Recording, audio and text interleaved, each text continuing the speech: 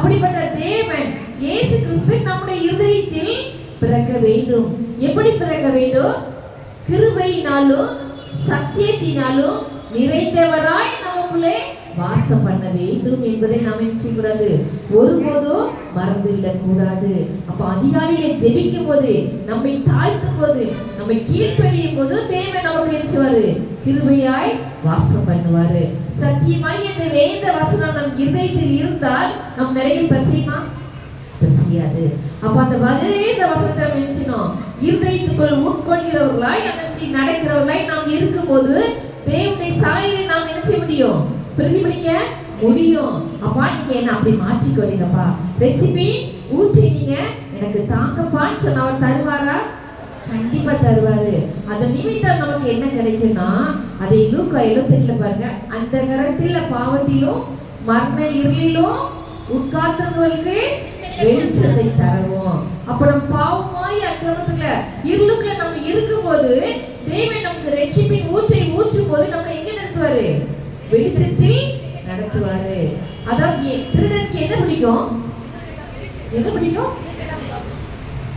என்ன பிடிக்கும்? இருட்டு தான் பிடிக்கும் இல்லையா? லைட் எல்லாம் ஆஃப் பண்ணாதான் என்ன செய்வான்? உள்ள வருவான். அதே பூரம் எடுத்துக்கோங்க, இருட்டா இருந்தா மட்டும்தான் வெளியே வரும். அதே இது வெளிச்சம் இருந்தா வருமா? வராது. எங்க கல் இருக்கோ எங்க பொந்து இருக்கோ அதுலதான் போய் ஒளியும். அதே போலதான் பாவம் பண்றவங்களுக்கு எது பிடிக்கும்?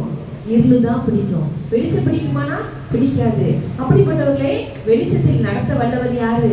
நம் தேவாதி தேவனாகிய இயேசு கிறிஸ்து. அவர் நமக்குள்ள வரும்போது நம்ம இருளை எல்லாம் போக்கி நம்மளை எரிச்சுவாரு, வெளிச்சத்தில் நடத்த வல்லவராய் இருப்பாரு. அதை 79 நம்முடைய கால்களே சமாதானத்தின் வழியிலே நடத்தவும் இரக்கத்தின் வழியிலே உன்னதத்தில் தோன்றிய அருணோதயை நம்மை சுற்றி இருக்கிறது இல்ல சந்தித்திருக்கிறது என்றார். அப்போ நமக்கு என்ன செய்வாரு? தேவன் சமாதானத்தை தருவாரா? வெளிச்சத்தை தருவாரு, சமாதானத்தை தருவாரு. இன்னைக்கு பாருங்க, பணம் ஆஸ்தி அந்தஸ்து எல்லாமே இருக்கலாம், அந்த வீட்டுல சமாதானம் இல்லைன்னா முடியுமா? வாழ முடியுமா? முடியவே முடியாது. நிம்மதியான ஒரு வாழ்க்கை, சந்தோஷமான ஒரு வாழ்க்கை இருந்தால், சமாதானம் இருந்தால் மட்டும்தான் நினைச்ச முடியும், வாழ முடியும். பணம் பெருசா சமாதானம் பெருசா? சமாதானம் தான். கிருபை பெருசா ஜீவன் பெருசா? கிருபை தான் பெருசு. புரியுதாமா? அப்போ சமாதானம் இல்லாம நம்ம நினைச்ச முடியாது, உலகத்துல வாழ முடியாது. அப்ப அவருடைய கிருபை நமக்குள்ள இருந்துச்சுன்னா அவர் நம்மள என்ன செய்வாரு? வெளிச்சத்தின் பாதையில நடத்துவது மட்டும் இல்ல, அவர் என்ன செய்வாரு? கிருபையினால சமாதானத்தினால் நம்ம என்ன செய்வாரு? கண்டிப்பா வழிநடத்த வல்லவரை இருப்பாரு. அப்ப அவருடைய பிறப்பின் நோக்கம், அந்த வார்த்தை நமக்குள்ள இருக்கும்போது முதல்ல நமக்கு என்ன கிடைக்கும்? ரட்சிப்புங்கிற ஊற்று கிடைக்கும். நம்முடைய பாவங்கள் எல்லாம் மன்னிக்கப்படுது, நமக்குள்ள என்ன கிடைக்குது? சமாதானம் கிடைக்குது. அதே அடுத்தது அவருடைய வார்த்தையினுடைய நோக்கம் நம்மளுக்கு என்ன கிடைக்குது? கிருபைய அவர் தர்றாரு. கிருபை நமக்கு எரிச்சுறாரு, அள்ளி தர்றாரு. அந்த கிருபை நமக்குள்ள எரிச்சுது, வாசம் பண்ணுது. அதே பாருங்க, லூக்கா 1:28 அவள் இந்த வீட்டில் தேவதூதன் பிரவேசித்து கிருபை பெற்றவளே வாழ்க, கர்த்தர் உன்னுடனே இருக்கிறார். அப்ப நம்மளை பார்த்து தேவன் சொல்லணுமா? கிருபை பெற்றவளே வாழ்க. அந்த கிருபை நமக்குள்ள இருக்கும்போது இம்மானாகி தேவன் நினைச்சவர் நம்மோடு வாசம் பண்ணுவாரு. அப்ப நமக்கு நினைச்சிடும், தேவன் நினைச்சிடும், அவளை பார்த்து தேய்ச்சது மரியாதையே பயப்படாதே, நீ தேவனிடத்தில் கிருபை பெற்றாய். அப்ப அந்த கிருபை இருக்கும்போது பயம் வருமா? வருமா? வராது. அப்படிதானே? ஆனா மழையை பார்த்தா பயந்துருவோம், வெள்ளம் வந்துடும் பயந்துடுறோம், கொரோனாவுக்கு பயந்தோம், அப்படிதானே? வியாதி நிமித்தம் பயம் இருக்கா இல்லையா? பயம் இருக்கு தானே? யாருக்கெல்லாம் இருக்குது? எல்லாருக்கும் இருக்கு. அப்போ நீங்க என்ன நினைக்கணும்? பின்னாடி யார் இருக்கா? பயம் இருந்தா தேவன் இருப்பாரா? பிசாசு தான் இருப்பான். நீங்க பயப்பட்டுட்டீங்கன்னு வச்சுக்கோங்க, வியாதி நிமித்தம் என்ன செய்யுது? பின்னாடி பிசாசு மந்திரம் நினைச்சுங்க. உண்மையாவே நான் சொன்ன என்னுடைய நினைச்சு பார்ப்பேன், என்னுடைய சாட்சி அவங்களுக்குலாம் சொல்லியிருக்கேன். அப்படிதானே? யாருக்கெல்லாம் ஞாபகம் இருக்கு? யாரெல்லாம் மறந்துட்டீங்க? ஞாபகம் இருக்கு, நிறைய பேருக்கு தெரியாதோ? நான் லைட்டா சொல்றேன். அதாவது ஒரு இப்போ 9 வருஷத்துக்கு முன்னாடி ஹார்ட் பக்கத்தில் பெரிய கட்டி திடீர்னு தெரிஞ்சிடும், உடஞ்சிரும், 30 நாள்ல இறந்து போயிடும்னு சொன்னாங்க. எல்லா ஹாஸ்பிட்டலும் முடியாதுன்னு சொல்லி கடைசியில் அப்போலோ ஹாஸ்பிட்டலில் தான் கொண்டு வந்து வச்சு அங்கேயே முடியாதுனாங்க. நான் சொன்னேன், தேவன் என்னோடு பேசினார், வார்த்தை நிமித்தம் பேசினார். நான் டெய்லி சர்ச்சுக்கு போகிற வழக்கம் உண்டு. அங்கே பண்ணி ஜோம் பண்ணும்போது அவர் வார்த்தை மூலம் பேசினார். சங்கீதம் 18 மரண கட்டில் என்னை சுற்றி கொண்டது, துர்ச்சன பிரகாரம் பயப்படுத்தினது, பாதாள கண்ணிகள் என் மேல் விழுந்தது.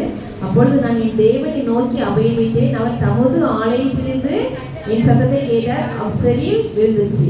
ஆலயத்துல தேவன் இருக்காரா? இருக்காரு. வார்த்தை மூலம் பேசினார் அடிகளோட. அந்த வார்த்தை என்ன செஞ்சுன்னா பலப்படுத்திச்சு. ஆனால் நான் சொன்னேன், தேவன் என்னோட எழுச்சிட்டாரு, பேசினார். எதனால பேசினாரு? வார்த்தை மூலம். நான் கேட்டு சொன்னேன். அப்ப டாக்டர்லாம் இல்ல, திடீர்னு ஒரே ஸ்டேஜ் போயிட்டு இருந்தாங்க. எல்லாரும் கைவிட்டப்பட்டேன். கடைசியில் என்னுடைய வார்த்தை நிமித்தம் அவங்க என்ன சொன்னாங்க, ஆப்ரேஷன் மட்டும் கொண்டு போனாங்க, பயாப்சி எடுத்தாங்க.